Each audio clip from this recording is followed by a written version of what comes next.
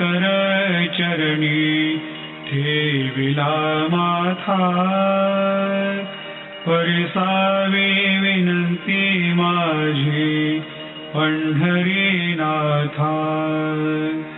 असो नसो भाव आलो तुझिया ठाया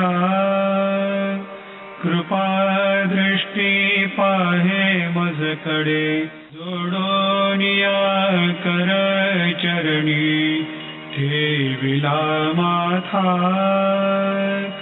परिसावी विनंती माझी पंढरीनाथा असो नसो भाव आलो